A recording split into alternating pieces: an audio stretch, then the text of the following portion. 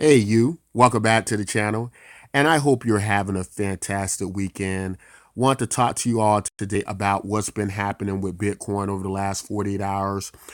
We saw a price rise in Bitcoin we hadn't seen in a while. We were wondering what caused this price rise. Some speculated it had to do with the CME and a rise in the purchase of Bitcoin futures contracts, and others go back to the idea of wash trading over centralized exchanges. So we're going to talk a little bit about that today and see what's going to happen with Bitcoin. So um, looking at the uh, situation with centralized exchanges, I did a video that covered some very disturbing reports on the numbers we're seeing that goes out about the value of Bitcoin.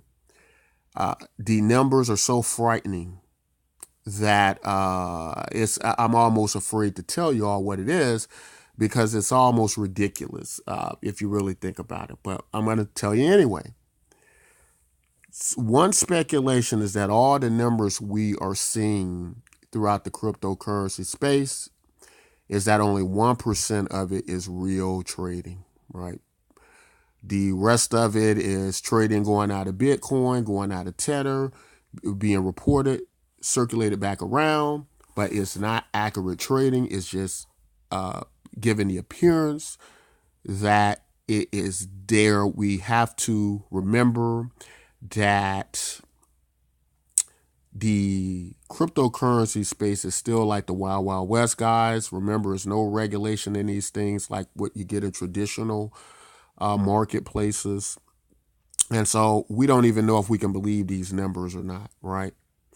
Uh, and because of that, that's why we can see all these erratic price moves, these drops and declines in prices almost overnight, right? So let's talk about what are some of the things we should look at. Like what can we trust in this space, and what is reliable? And if the charts aren't reliable, if the graphs aren't reliable, then what is reliable, right? And that's why, especially in this space, primarily in this space, you don't see me do a lot of technical analysis that depend on charts and graphs because, um, I think that the nature of this market is very important that we focus on fundamental analyses. And I know a lot of people say, well, you can trust the charts and graphs, it shows behavior, but not if we can't trust those numbers. Not if the wash trading it's like 99% wash trading, only 1% real trading. And of course, there's no way to verify those numbers.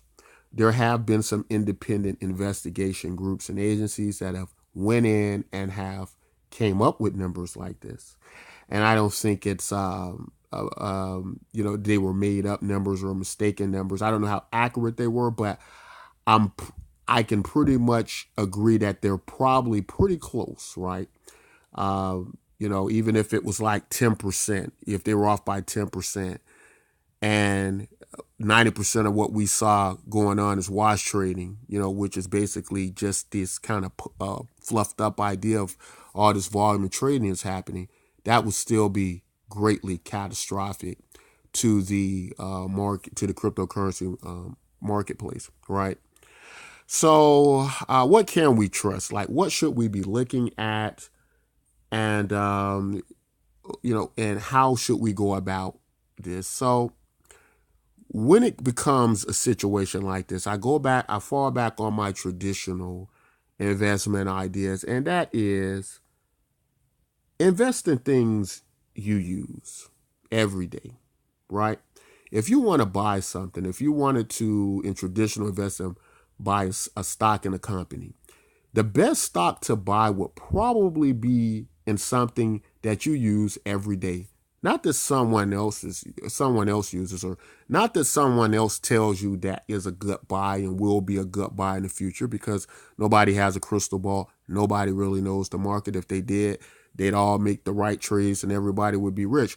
But you can depend and rely on that you're actually using these products daily. And here's the problem with the cryptocurrency space, and here's the situation we fall in, and this is where we kind of leave reality at the door, right? This is where we suspend reality and keep going. And that is when it comes to the demand and supply of these products. Are we actually using these products? And if we are, then it's a good investment. If we aren't, then it's not. But it comes down to this. Are you using Bitcoin? Or are you just speculating with it, right? When's the last time you purchased something with Bitcoin?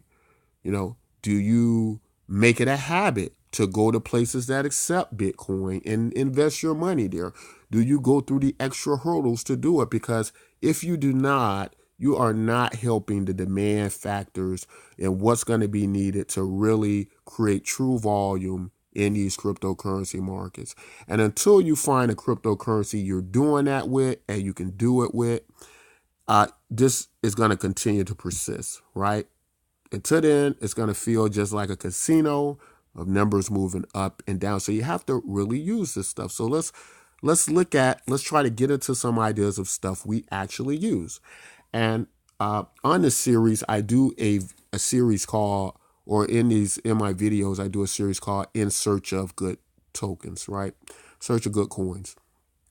And it goes into coins that we will actually be using, that we will actually need to use, and that will work better used over the blockchain, right?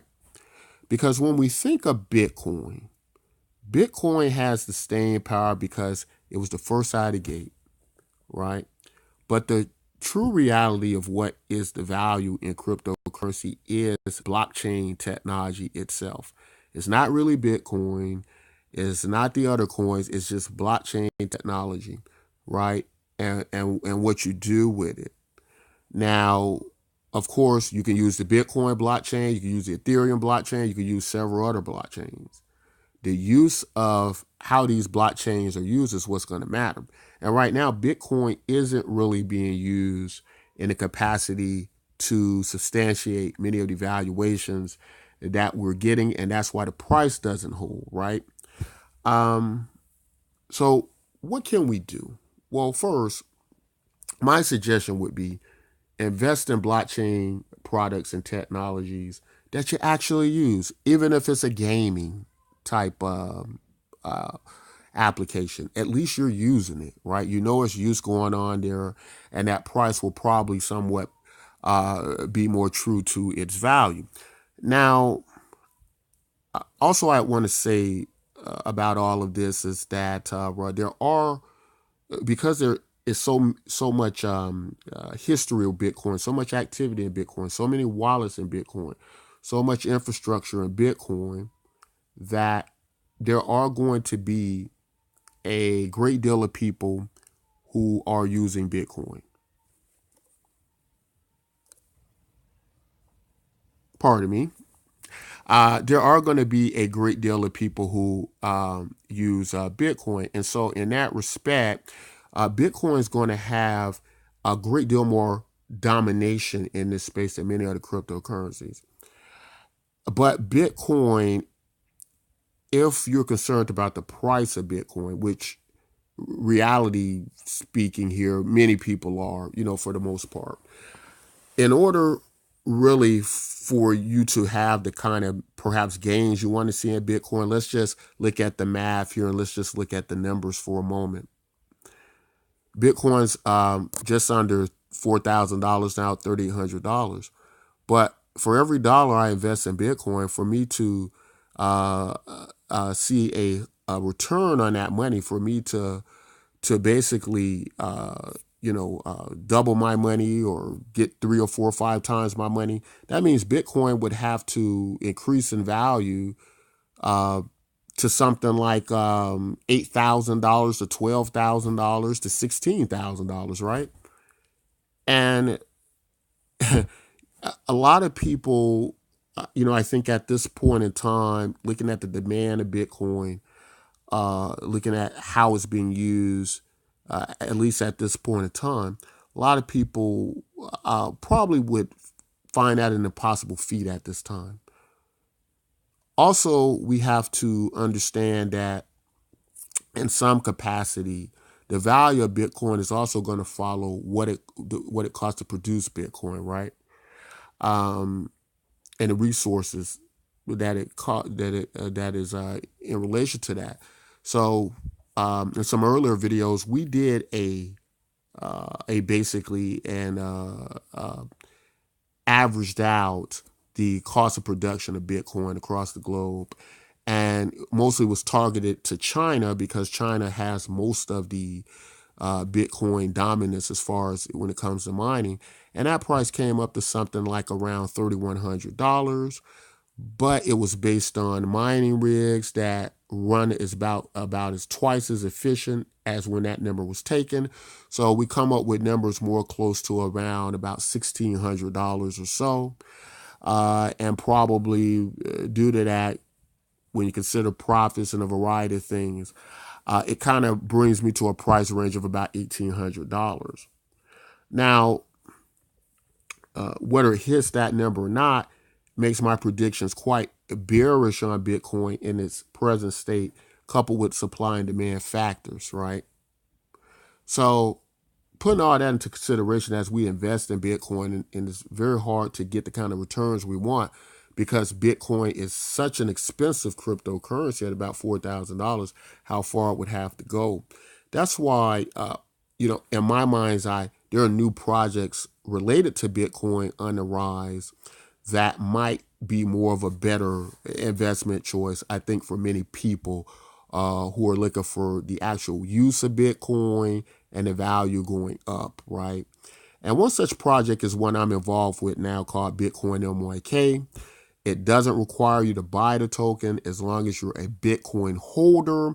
All you need to do is claim the Bitcoin from the wallet that you hold, and you receive the same equal ratio of Bitcoin to Bitcoin MYK in ratio. It's like over 4-to-1 ratio of Bitcoin MYK to Bitcoin. And what is Bitcoin MYK? Bitcoin MYK, simply put, is using another chain but copying the Bitcoin ledger at all times so that you're able to transact your represented value of Bitcoin across the blockchain, leave your Bitcoin in its vault like gold, trade against the value of it with your Bitcoin MYK tokens. And because it's at a rate now, we're still a deflationary currency, much like Bitcoin. It's at such a low rate as people get in. It's going to allow for the growth of Bitcoin MYK as more people join the network with their represented value of Bitcoin. And as the way that the network is constructed, it allows value to be created throughout the network, dissipated across the blockchain, and the transactional fees are free provided you claim your Bitcoin MYK calendar months without them going into the transactional fee penalties. So you have a certain window you have to claim in before those penalties hit your account. But we believe this is a great solution and a great project to help to address the problems that lie now in the cryptocurrency market. The only way we think this can be solved at this point in time will be good distribution of tokens, getting the tokens out to a lot of people. Now, another problem with Bitcoin is no one's incentivized to market for Bitcoin and get other people using it, which is different with Bitcoin MYK. It's copying the Bitcoin ledger, though there is incentive for people to spread the message about cryptocurrencies and Bitcoin. So that's why we believe this is the best solution going forward. Subscribe to the channel. You can get all the information you need about Bitcoin MYK. A lot easier for Bitcoin MYK to go 3, 4, 5 times than for Bitcoin to do that. And that's why we need to really rethink what we're hoping to get out of Bitcoin itself as it is. And if it's going to make some of the gains that we hope it is. And whereas I do have a optimistic future for Bitcoin, I do have to be realistic and consider that there can possibly be other better uses to the blockchain that come about in addition to Bitcoin. And so I think that's something that has to be considered as well, because the real value in the technology is in blockchain technology. It's not so much in a particular token or coin. And even though Bitcoin has had the advantage of leading the pack, it doesn't stop the fact that demand is needed, and that supply and demand are real factors that affect any market. These are universal rules. These are universal laws, and they are undeniable. And we're seeing that happen in cryptocurrency when we see these erratic price changes and what some deem to be market manipulation and wash trading. But the only way out of this is through good distribution, really good distribution. That is the only way out of this, and a product that people actually use every day. Whether it's entertainment or gaming, or whether you do live in a state of affairs where the banking system is collapsed or has collapsed and the government is in decline. But without those factors, we're basically kind of going to be stuck in this very erratic market set of circumstances. But anyway, guys, subscribe to the channel, like the video if you think it makes sense or you agree with it, and we can get more information about this going forward. But that's all I want to say in this video, guys. If you like content like this, don't forget to like, subscribe, and until next time, take care.